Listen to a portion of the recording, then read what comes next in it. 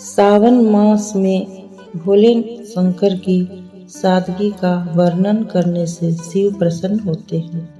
शिव के इस महिम स्तोत्र में शिव के दिव्य स्वरूप एवं उनकी सादगी का वर्णन है। इस महिम स्तोत्र के पीछे अनूठी और सुंदर कथा प्रचलित है। तो प्रस्तुत है कथा। एक समय में चित्ररथ नाम का राजा था। वो परम शिव भक्त था। उसने एक अद्भुत सुंदर बाग का निर्माण करवाया, जिसमें विभिन्न प्रकार के पुष्प लगे थे। प्रत्येक दिन राजा उन पुष्पों से शिव जी की पूजा करते थे। एक दिन पुष्पदंत नामक गंधर्व उस राजा के उद्यान की तरफ से जा रहे थे। उद्यान की सुंदरता ने उसे आकृष्ट कर लिया। पुष्पदंत ने बाग के पुष्पों को चुरा लिया। अगले दिन चित्ररथ को पूजा हेतु पुष्प प्राप्त नहीं हुए। फिर क्या हुआ? बाग के सौंदर्य से मुग्ध पुष्पदंत प्रत्येक दिन पुष्प की चोरी करने लगा। इस रहस्य को सुलझाने के राजा के प्रत्येक प्रयास विफल रहे। पुष्पदंत अपनी दिव्य शक्तियों के कारण अदृश्य बना रहे। तब राजा ने निकाला समाधान। राजा चित्ररथ ने एक अनोखा समाधान निकाला। उन्होंने शिव को अर्पित पुष्प एवं बिल्व पत्र बाग में बिछा दिया। राजा के उपाय से अनजान पुष्पदंत ने उन पुष्पों को अपने पैरों से कुचल दिया। इससे पुष्पदंत की दिव्य शक्तियों का क्षय हो गया। पुष्पदंत स्वयं भी शिव भक्त था। अपनी गलती का बोध होने पर उसने इस परम स्तोत्र की रचना की, जिससे प्रसन्न हो महादेव ने उसकी भूल को क्षमा कर पुष्पदंत के दिव्य स्वरूप को पुनः प्रदान किया। हे हर, आप प्राणी मात्र के कष्टों को हरने वाले हैं। मैं इस स्तोत्र द्वारा आपकी वंदना कर रहा हूँ, जो कदाचित आपके वंदना के योग्य न भी हो। पर हे महादेव, स्वयं ब्रह्मा और अन्य देवगण भी आपके चरित्र की गुणगान करने में सक्षम नहीं है। जिस प्रकार एक पक्षी अपनी क्षमता के अनुसार ही आसमान में उड़ान भर सकता है, उसी प्रकार मैं भी अपनी यथाशक्ति अपनी आपकी आराधना करता हूँ। हे शिव, आपकी व्याख्या न तो मन न ही वचन द्वारा ही संभव है। आपके संदर्भ में वेद भी अचंभित है तथा नीति का प्रयोग करते हैं, अर्थात यह भी नहीं और वो भी नहीं। आपका संपूर्ण गुणगान भला कौन कर सकता है, यह जानते हुए भी कि आप यदि आदि व अंत रहित हैं। परमात्मा का गुणगान कठिन है। मैं आपकी वंदना करता हूँ। हे वेद और भाषा के सृजक, जब स्वयं देव गुरु बृहस्पति भी आपके स्वरूप की व्याख्या करने में असमर्थ है, तो फिर मेरा क्या ही कहना।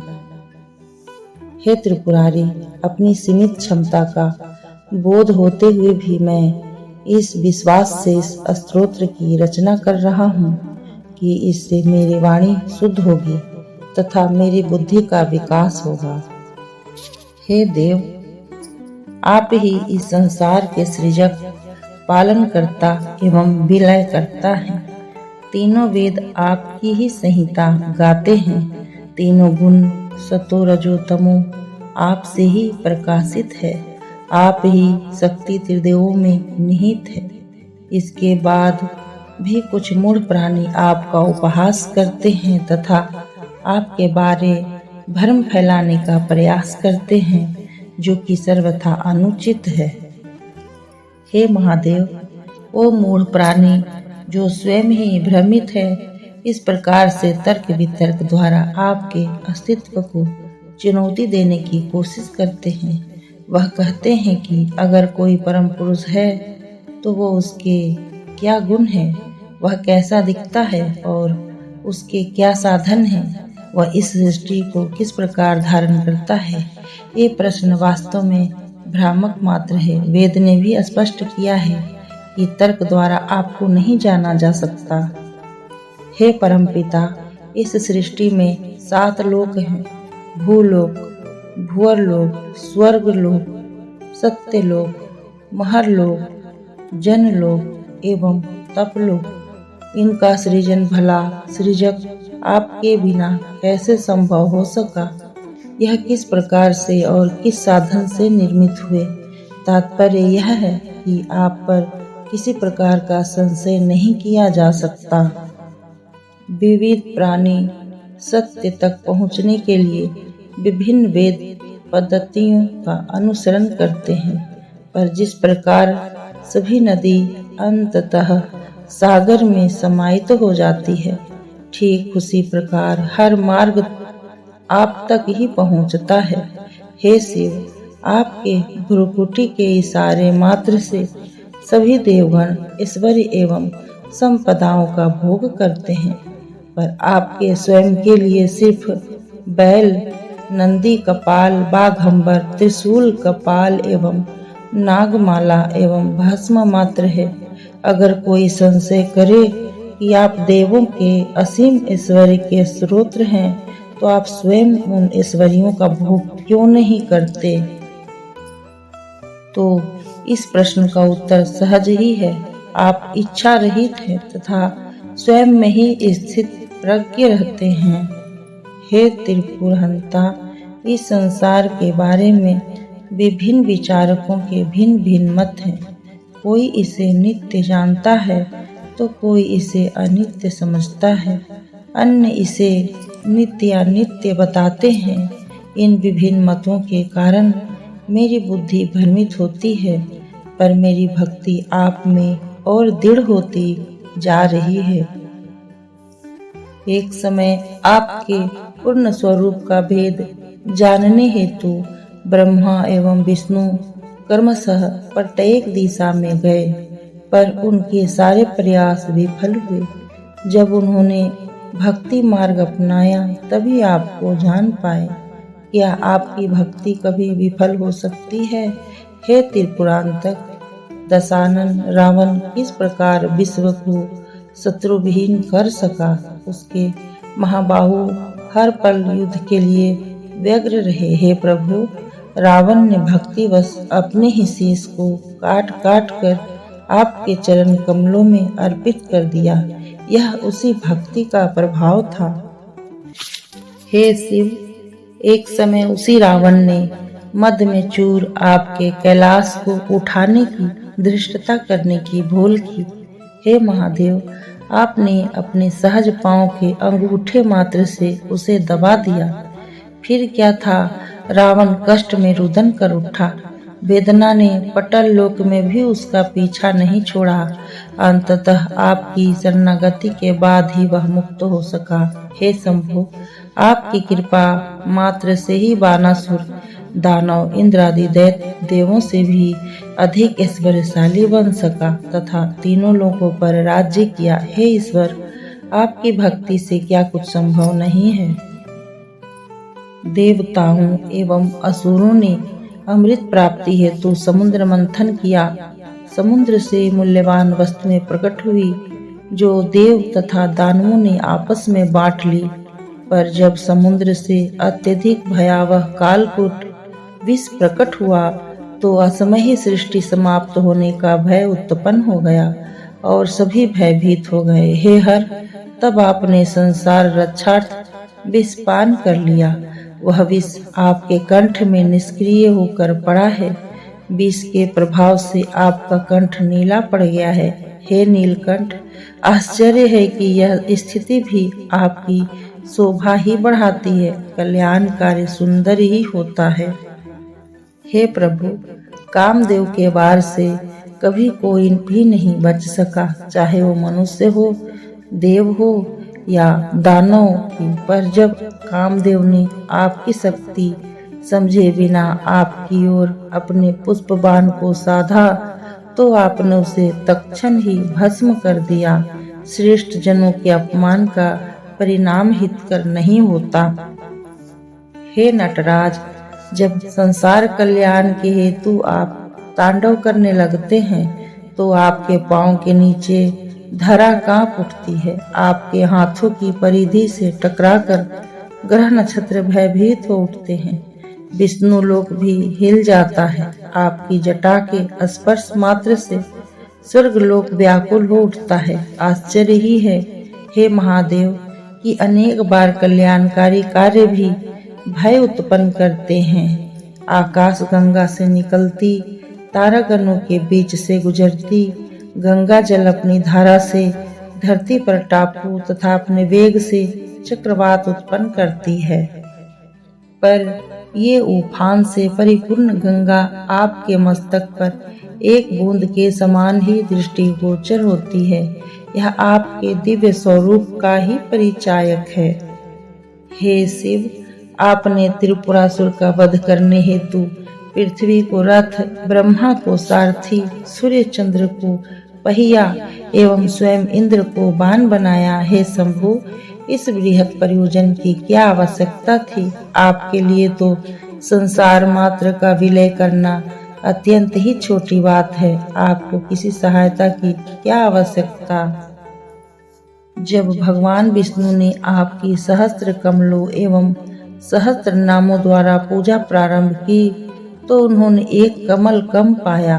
तब भक्ति भाव से हरि ने अपनी एक आंख को कमल के स्थान पर अर्पित कर दिया। उनकी यही अदम्य भक्ति ने सुदर्शन चक्र का स्वरूप धारण कर लिया, जिसे भगवान विष्णु संसार रक्षार्थ उपयोग करते हैं। हे देवाधिदेव, आपने ही कर्म फल का विधान बनाया। आपके ही विधान से अच्छे कर्मों तथा यज्ञ कर्म का फल प्राप्त होता है। आपके वचनों में श्रद्धा रखकर सभी वेद कर्मों में आस्था बनाए रखते हैं तथा यज्ञ कर्म में संलग्न रहते हैं। हे प्रभु, यद्यपि आपने यज्ञ कर्म और फल का विधान बनाया है, तथापि जो यज्ञ शुद्ध विचारों और कर्मों से प्रेरित न हो और आपकी अवहेलना करने वाला हो, उसका परिणाम कदाचित विपरीत और अहितकर ही होता है। दक्ष प्रजापति के महायज्ञ से उपयुक्त उदाहरण भला और क्या हो सकता है।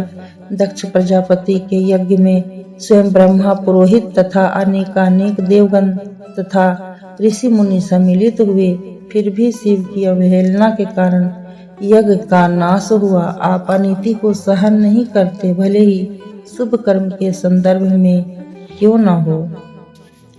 एक समय में ब्रह्मा अपनी पुत्री पर ही मोहित हो गए। जब उनकी पुत्री ने हिरनी का स्वरूप धारण कर भागने की कोशिश की तो कामातुर ब्रह्मा भी हिरण भेष में उसका पीछा करने लगे। हे शंकर, तब आपने व्याघ्र स्वरूप में धनुष बाण लेकर ब्रह्मा की ओर कूच किया। आपके रौद्र रूप से भयभीत ब्रह्मा आकाश दिशा की ओर भाग निकले तथा आज भी आपसे भयभीत है। हे योगेश्वर, जब आपने माता पार्वती को अपनी सहधर्मिणी बनाया तो उन्हें आपके योगी होने पर शंका उत्पन्न हुआ। यह शंका निर्मूल ही थी, क्योंकि जब स्वयं कामदेव ने आप पर अपना प्रभाव दिखलाने की कोशिश की तो आपने काम को जलाकर नष्ट कर दिया। हे भोलेनाथ, आप शमशान में रमन करते हैं, भूत प्रेत आपके संगी होते हैं, आप चिता भस्म का लेप करते हैं तथा मुंडमाल धारण करते हैं। यह सारे गुण ही अशुभ एवं भयावह जान पड़ते हैं। तब भी हे शमशान निवासी, आपके भक्तों को आप इस स्वरूप में भी शुभकारी एवं आनंददायी ही प्रतीत होते हैं, क्योंकि हे शंकर, आप मनोवांछित फल प्रदान करने में तनिक भी विलंब नहीं करते। हे योगीराज, मनुष्य नाना प्रकार के योग पद्धति को अपनाते हैं, जैसे कि सांस पर नियंत्रण, उपवास, ध्यान इत्यादि।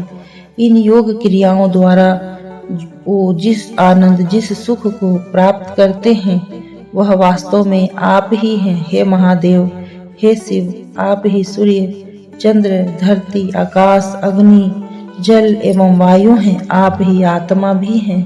हे देव, मुझे ऐसा कुछ भी ज्ञात नहीं जो आप न हो।